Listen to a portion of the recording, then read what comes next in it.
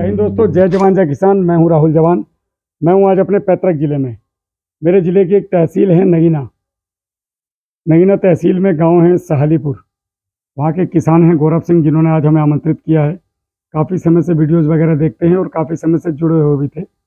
हालांकि गले की स्थिति बहुत बढ़िया नहीं है, लेकिन किसानों की भावनाओं को ध्यान में रखते हुए मीटिंग कैंसिल नहीं की गई, क्योंकि बड़ी मुश्किल से आदमी आज के इस वक्त में समय निकाल पा रहा है। लोगों की ईख बोई जा रही है, किसी का लहटा कट रहा है सरसों, और लोगों का मतलब ये काम का समय है किसान का। इसलिए हमने दोपहर में मीटिंग रखी कि 1 बजे से 3 बजे के बीच में हम अपना सब कुछ समझा करके एक दूसरे से समझ के और फिर आगे बढ़ जाएं। मीटिंग का उद्देश्य यही है कि जो युवा बाहर जा रहे हैं गांव छोड़ के, मेन मकसद है खेती को लोगों ने एक घाटे का सौदा समझ के छोड़ने का मन बना लिया, और बहुत कम पैसे के चक्कर में लोग अपना गांव छोड़ रहे हैं, अपनी मिट्टी को छोड़ रहे हैं।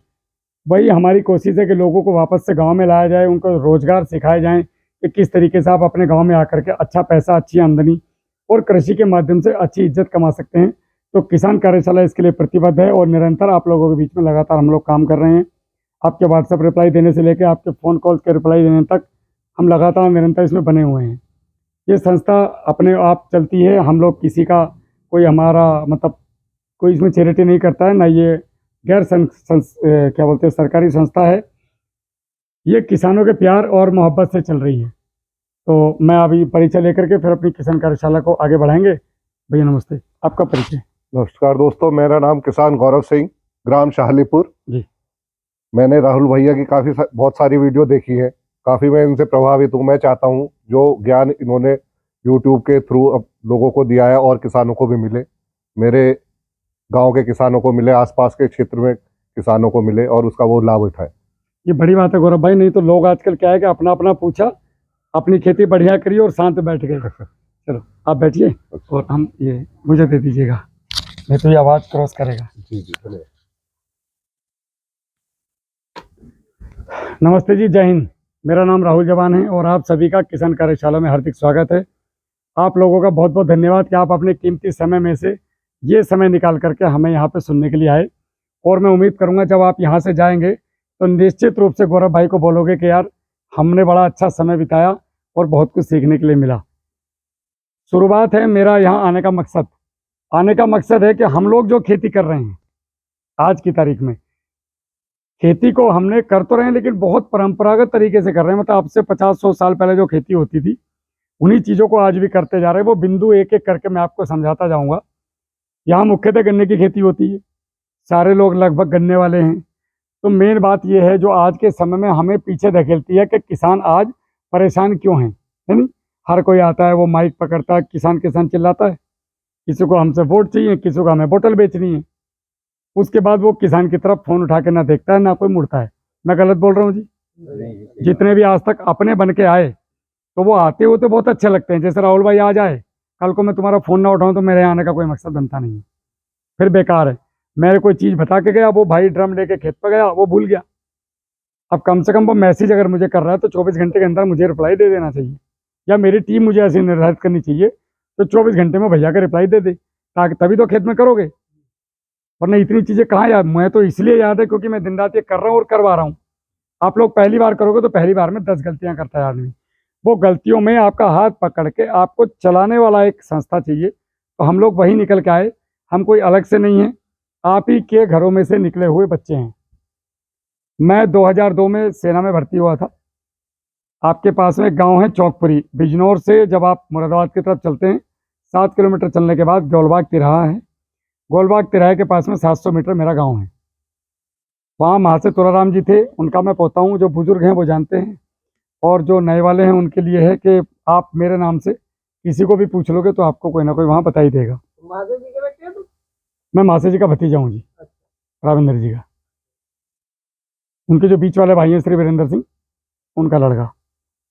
2012 में किसानों ने आत्महत्याएं शुरू किया अचानक से।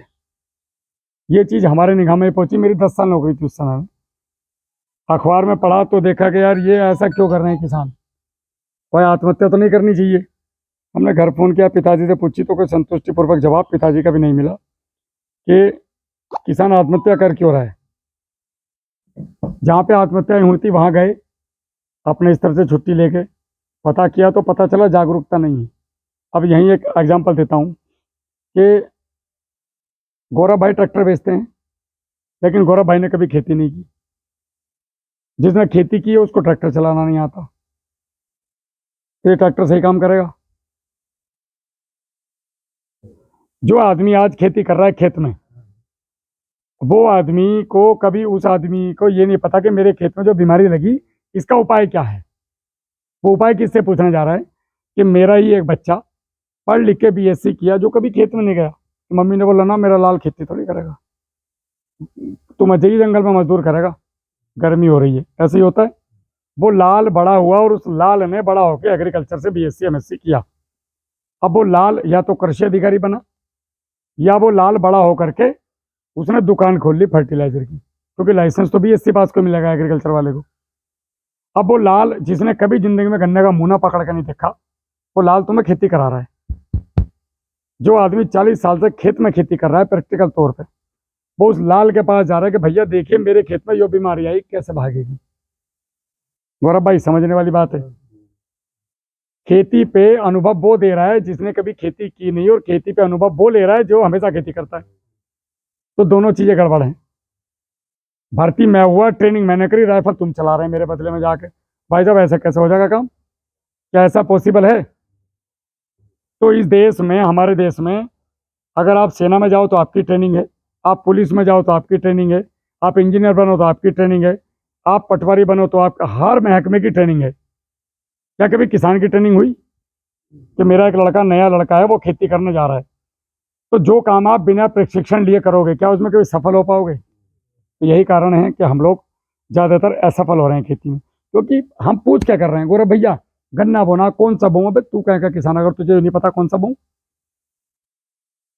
अभी भी लोगों के बाल सफेद हो गए, उनको ये नहीं पता 1 एकड़ में गेहूं कितना पड़ा है बुवाई में। हर साल पूछ के ही डालते हैं। तो ये हंसी मजाक वाली बात हुई कि नहीं हुई? आप तो मजाक कर रहे हो खेती के साथ। जब आप, अंकल जी आप कितने साल से खेती कर रहे हैं?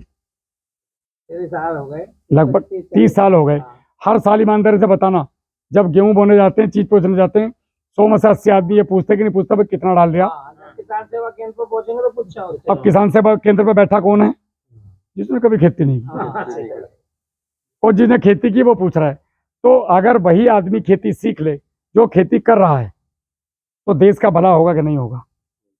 और किसान का बालक पढ़ लिख के अगर खेती करे और खेती के अंदर बनाई हुई चीजों को जितना हो सकेगा प्रोसेसिंग करके बेचे,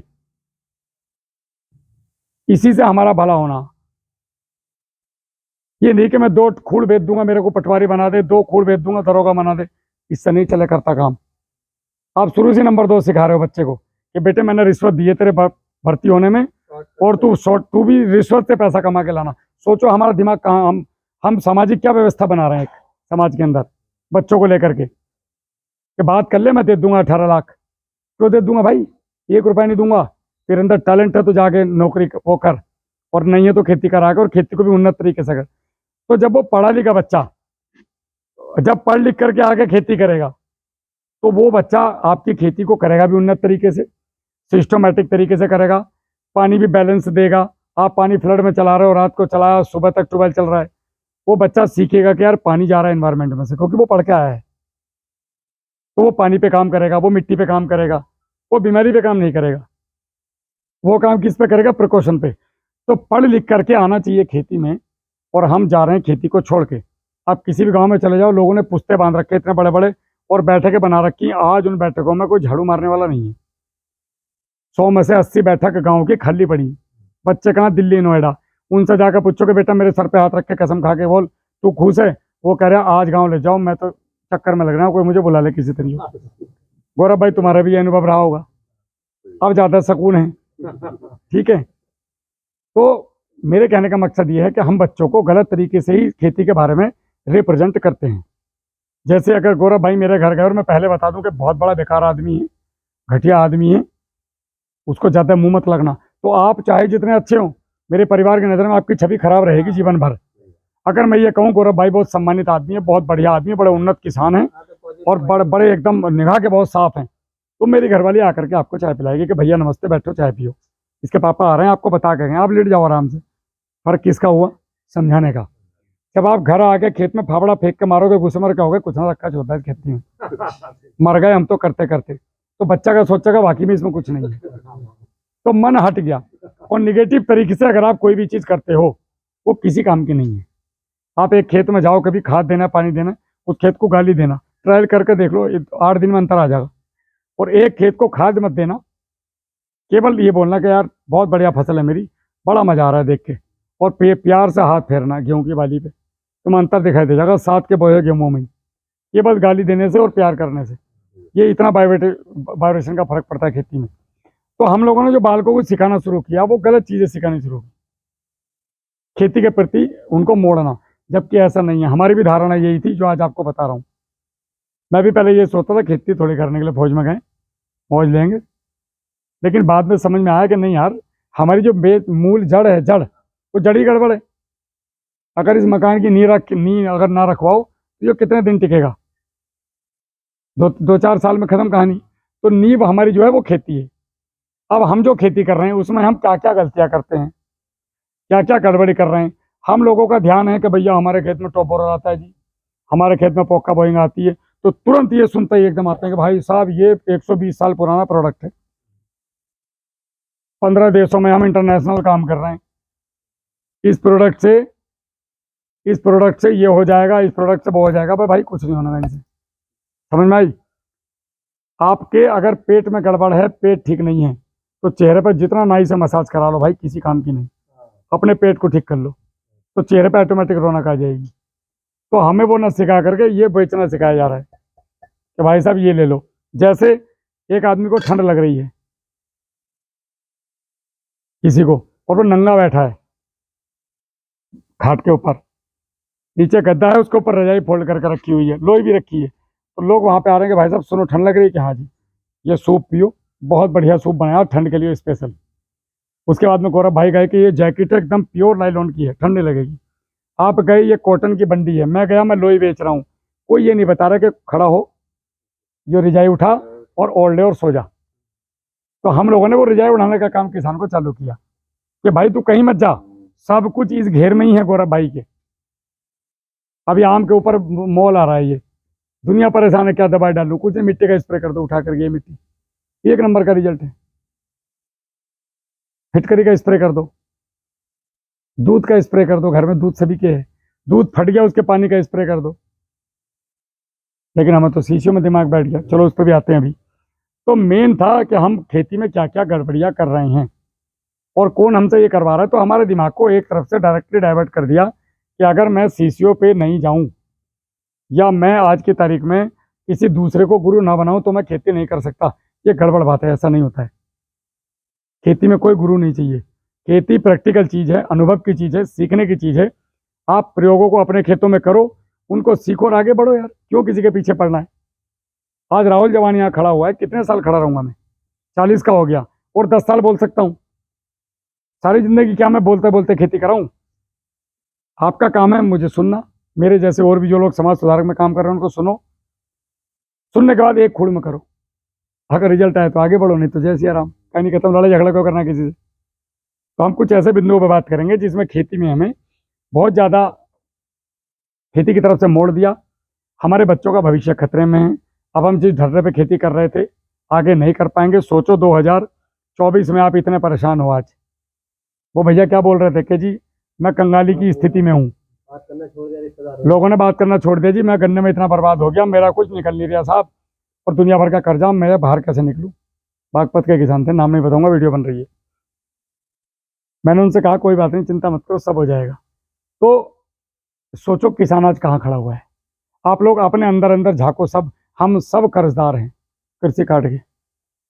जबकि कृषि कार्ड इसलिए बने थे कि किसान को गौरव भाई से उधार ना मांगना पड़े अपनी खेती करने के लिए, कि मुझे खाद डालना, पैसे नहीं है। पैसे तो गवर्नमेंट ने बोली कि भैया ये रहा कार्ड, आप इसमें से निकालो, खेती करो, इसमें डाल दो, 1 लाख के 7,000 दे दो हमें साल के, फायदे की चीज़ थी। लेकिन हमने किस काम में लाए, लौंडे का ब्याह करना, जोंडी देना, कृषि कार्ड निकाल ले।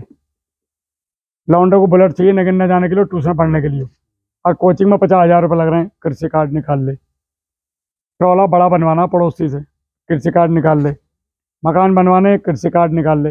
कृषि में तो लगाया ही नहीं, उसको एटीएम कार्ड बना लिया। आज स्थिति ये हो गई कि 99% किसान कर्जदार बैठा। किसकी गलती से साहब? और उम्मीद कर रहे हैं कोई मसीहा आएगा हमारा कार्ड वो कर देगा। वो शेख चिल्ली वाली कहानी कि चना होगा सुथरा भाड़ फूटेगी, कोई ना आनेगा। ये देख रहे हो, ये इसकी कमाई से भरा जाएगा। जो आज भर लो या 10 साल बाद, भरा इसी के कमाई से जाएगा या पुरखों की कमाई से भरा जाएगा। पुरखों की कमाई समझ गए होंगे, पुरखों की कमाई से किसी का ना भरा जा तो ज़्यादा बढ़िया। अपनी कमाई से भर लो, तो अपनी कमाई से जागरूक होकर भर सकते हो, बिना जागरूक हो नहीं भर सकते। कभी सोचो कोई आएगा और कहेगा लो जी मैंने बटन दबा दिया सबके माफ़ हो गए, क्योंकि माफ़ होने के बाद भी हमारे अंदर आदत पड़ी हुई जा निकाल ला। पापा आईफोन लेना, लौंडा आईफोन लियो, फिर क्या जरूरत है भाई पढ़ने वाले वालों को आईफोन की? और चाहिए साहब, स्टैंडर्ड है उसका, बड़े कॉलेज में पढ़ रहा मेरा लौंडा, बुढ़ापे में बैठे हैं ना, मेरे टांग में दर्द था, दवाई लिवा लो और पापा अगले हफ्ते छुट्टी मिलेगी तब देखूंगा। समझ रहे हो?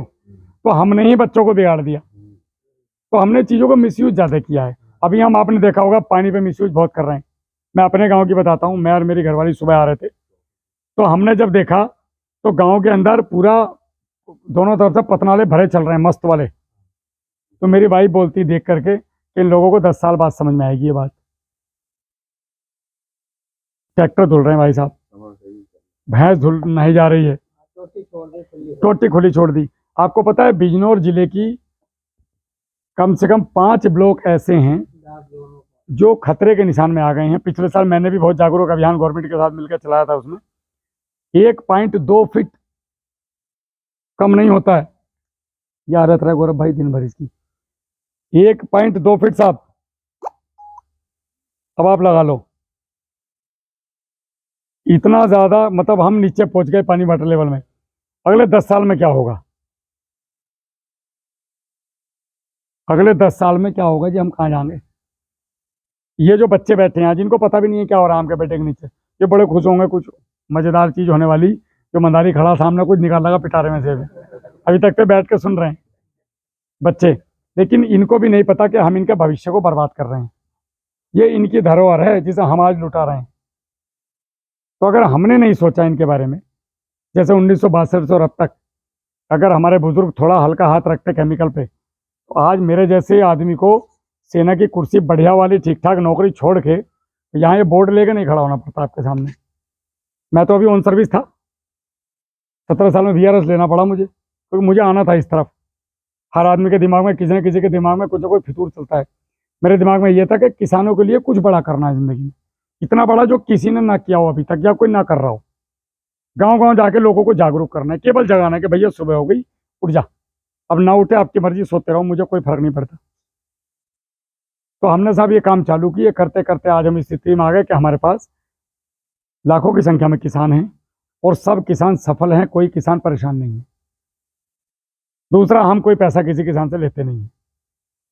हम कहीं भी जाएं, ये तो अब मैं आपके अपने ज़िले में हूँ, वरना तो मैं बिहार तक, आपने देखेंगे वीडियो, बिहार, बंगाल, आसाम, सब जगह जाता हूँ, पूरा हरियाणा, यूपी, पंजाब। हम किसी से कोई चार्जेस नहीं लेते, फ्री सेवा है। मेरी गाड़ी, मेरा पेन, मेरा बोर्ड, मेरा कपड़ा, बस पानी गौरव भाई का है। उसके बाद गाड़ी स्टार्ट करी, नमस्ते बोला और चल दी। आपका मन करे आप इनको सुनो, नहीं मन करे मत सुनो, मुझे कोई फर्क नहीं पड़ना। कृषि कार्ड आपका नहीं भरा जा रहा है, मेरे को तो फर्क पड़ नहीं रहा उससे। बस मेरा ये शौक है समझाने का सामने वाले को कि सही चीज़ें क्या हैं, उसके बाद आगे निकल जाना। तो आप लोगों से अनुरोध करूंगा जितनी बातें हों उनको ध्यान से सुनना। कोई भी सवाल होता है कतई मन में घबराहट मत लाना, एकदम बोलना कि राहुल भाई एक सवाल है, तुरंत माइक दूंगा, आराम से बताओ, ताकि आपका जो सवाल है हो सकता है वो लाखों किसानों का सवाल हो, तो उनके भी जवाब मिल जाएंगे, तो आराम से हम जवाब दे पाएंगे। और खेती में कहीं से भी सवाल पूछ सकते हो, बिल्कुल ऐसा मत समझाना कि कैमरा चल रहा है इसकी बेइज्जती हो जाएगी। मेरी कोई बेइज्जती नहीं होती, मुझे जितना पता है मैं उतना बताऊंगा, जितना नहीं पता है वो पता करके बताऊंगा। सर्वज्ञाता कोई नहीं होता है, लेकिन जितने आपके सवालों के जवाब हैं उनको देने के लिए जरूर भगवान ने सक्षम बनाया है, इसलिए आपके सामने खड़ा हूँ। अब हम सबसे पहले जो बात करते हैं, जो हम सबसे बड़ी गलती कर रहे हैं, भैया कितने मिनट की बन गई? हाँ ठीक है, अब इसको स्टॉप कर दो, नया टॉपिक चालू करते हैं।